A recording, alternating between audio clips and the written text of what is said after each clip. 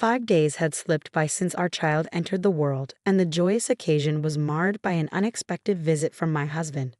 Without warning, he thrust divorce papers into my hands, his words cutting deeper than any knife. "Don't think having a kid makes you untouchable. Get too cocky, and I'll divorce you in a heartbeat. You wouldn't stand a chance raising a child alone." My fury boiled over as I snatched the papers away, his smug demeanor only fueling my anger. Tearing these up would be pointless. "You're still going to be my slave," he sneered. Ignoring his taunting laughter, I signed the papers and declared, "Fine, let's get divorced. My name is Stella, 32 years old.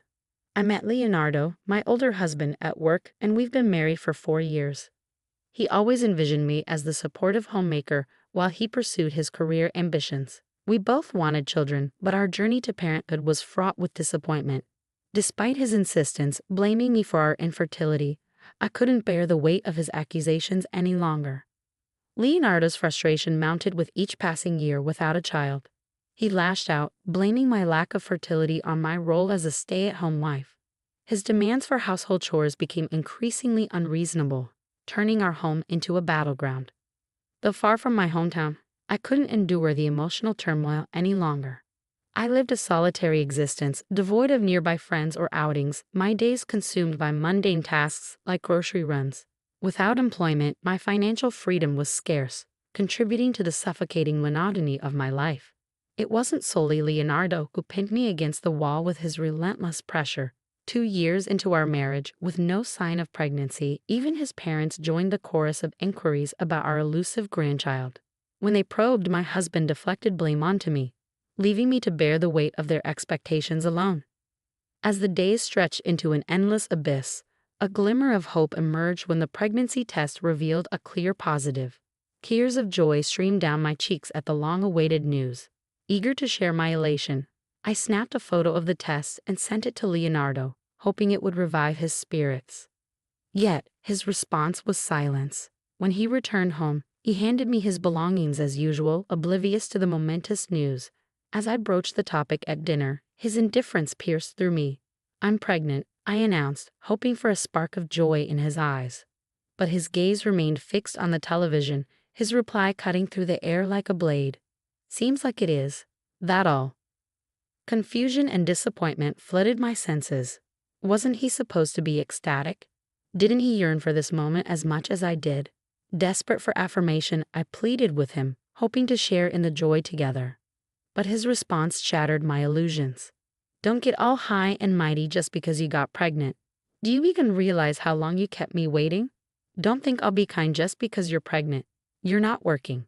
I expected to continue with the household chores as I always had, never once considering slacking off or expecting any special treatment.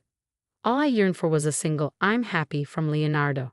But as my tears of joy from moments ago turned to tears of sadness, Leonardo paid me no heed, retreating to the bedroom without a word. Why couldn't he share in my happiness? He had expressed such a fervent desire for a child. At the obstetrician's office, the news of expecting twins should have been cause for celebration, yet Leonardo remained stoic. Perhaps it hadn't sunk in yet, I reasoned. My belly hadn't yet swelled with the evidence of our impending parenthood. Surely, as my pregnancy progressed, he would come around. But weeks passed, marked by morning sickness and unrelenting fatigue, and still Leonardo showed no interest in my well-being or the looming responsibilities. During a routine checkup, a chilling truth was revealed. The risk of miscarriage loomed over us. "Please try to rest as much as possible," the doctor urged. The word miscarriage cast a shadow over everything, but I clung to the hope that our babies would survive. The doctor's prescription was clear: bed rest at home. Desperate for Leonardo's support, I reached out to him, but once again silence met my plea. Even when I shared the news of the checkup upon his return, his demeanor remained unchanged. Struggling through the days, I realized that I couldn't endure this alone. That evening, I made the decision to retreat to my parents' house earlier than usual. As I prepared to leave, Leonardo's parting words stung, reminding me of my responsibilities. "Don't let yourself go at your parents' place. And remember, you're still in charge of the house when you return. Don't slack off too much." The next morning, with my parents' support, I settled into the familiar comfort of home. Despite the uncertainty surrounding my pregnancy, The reassurance from several checkups was a small comfort amidst the turmoil. When I reached out to Leonardo to share the news of my latest checkup, his response was curt, lacking the warmth I longed for. But what truly shattered my illusions was the unexpected sound of a woman's voice on the other end of the line, calling out to Leonardo. It was a jarring realization, confirming my suspicions that his love for me had waned. Rubbing my growing belly, I resolved to face the truth. Leonardo's cold demeanor finally made sense. I couldn't deny the reality any longer. As I contemplated my next steps, a longing for freedom surged within me. Cooped up at home for nearly 2 months, I yearned for a taste of the outside world. On a warm, sunny day, I ventured out for a walk, the vibrant greenery offering a brief respite from my turmoil. Unexpectedly, I heard my name called from behind. It was Jameson, my childhood friend, who had stumbled upon me. Despite years apart, our reunion was filled with warmth and nostalgia. Over tea, we shared stories of our lives. Jameson, now a lawyer, had recently opened his own practice, offering a glimmer of hope for a new beginning. I had a sudden realization. In cases of infidelity, there's a possibility of claiming compensation, right? I accidentally voiced this thought, and Jameson's demeanor shifted to one of seriousness. Sensing his concern, I found myself divulging thoughts I had kept buried deep within me. The struggles to conceive, my husband's emotional detachment, and the pain of witnessing his intimacy with another woman all poured out. As I spoke, tears welled up, the weight of my emotions becoming too much to bear. Despite not being in the prime of my youth, I found myself breaking down, heedless of the onlookers around me. Jameson's stooping words brought a sense of calm, his promise of support a beacon of hope in my darkness. "Let's gather evidence," he urged, his determination unwavering. "You can't fight without proof of infidelity. Anything will gather physical evidence." Grateful for his guidance, I agreed to enlist the help of a private detective agency recommended by Jameson. With their expertise, we uncovered the painful truth.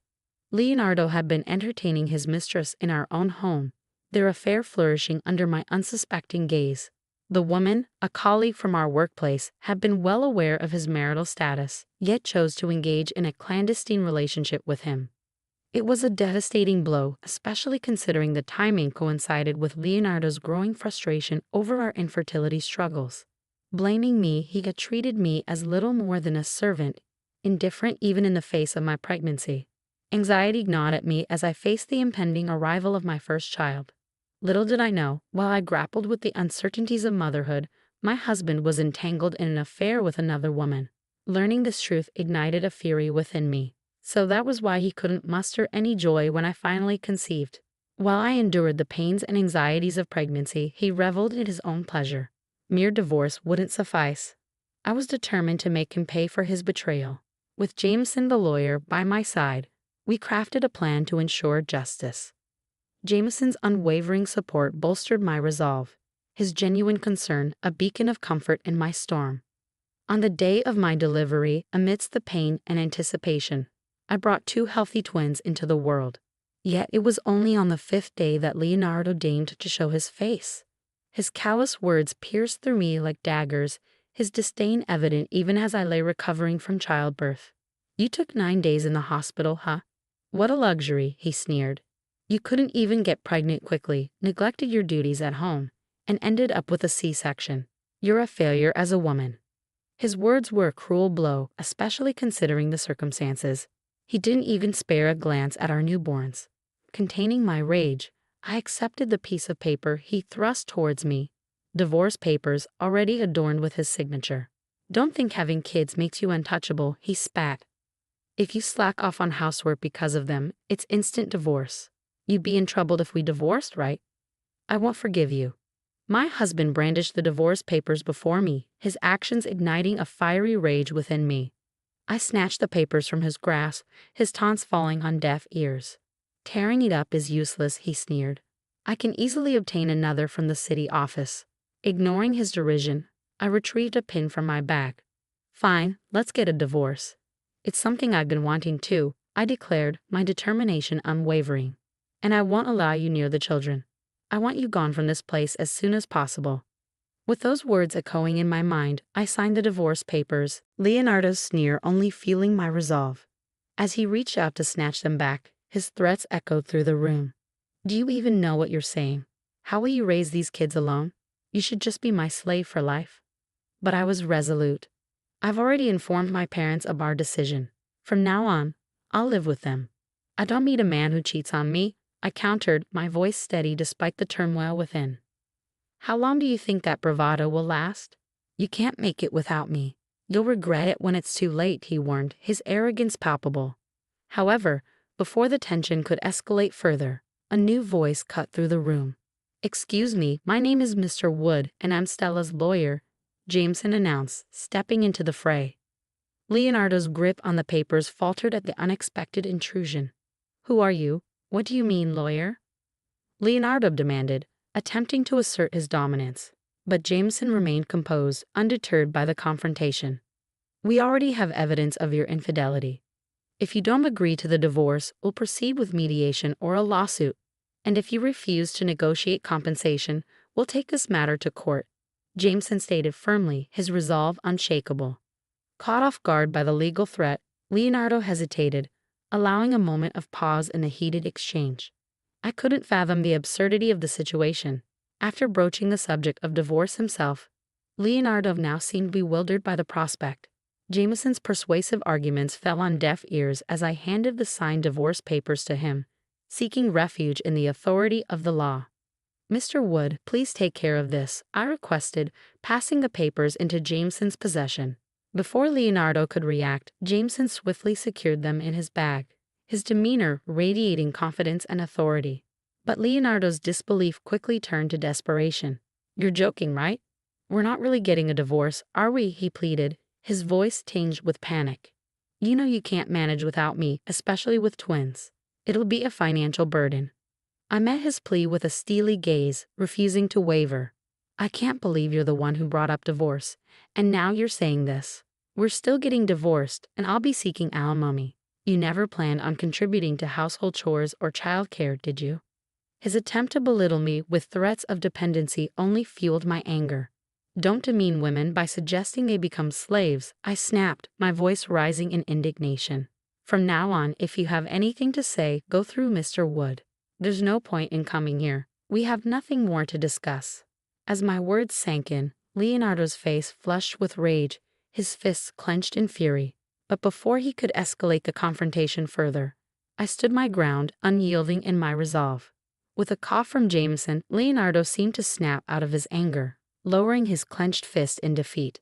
That's how it is, so please leave. Jameson's firm words seemed to deflate Leonardo, who left the room with slumped shoulders. Following that confrontation, I enlisted my parents' help to submit the divorce papers to the city office. Without any complications, the papers were accepted, and I was finally granted the official divorce I had sought. From that day forward, my phone was bombarded with incessant calls and messages from Leonardo. However, Jameson's professionalism shone as he adeptly handled the legal proceedings. With his assistance, I received proper alimony from both Leonardo and his affair partner, ensuring financial stability for the foreseeable future. Several months later, their affair was exposed at their workplace, leading to the woman's voluntary resignation and Leonardo's transfer to a rural area. Despite his attempts to start anew, rumors trailed him, resulting in social isolation and eventual dismissal from his job. Meanwhile, I returned to my parents' home, facing the challenges of child-rearing every day. Yet, with the unwavering support of my family and Jameson, I navigated through the trials of parenthood. In an unexpected turn of events, Jameson confessed his long-held feelings for me, expressing his willingness to embrace my past and build a future together. Without hesitation, I accepted his proposal, and we embarked on a new journey as a family. Now Jameson treats the twins as his own, and I am eternally grateful for his steadfast support. With Jameson by my side, I look forward to creating a happy and fulfilling life, starting anew.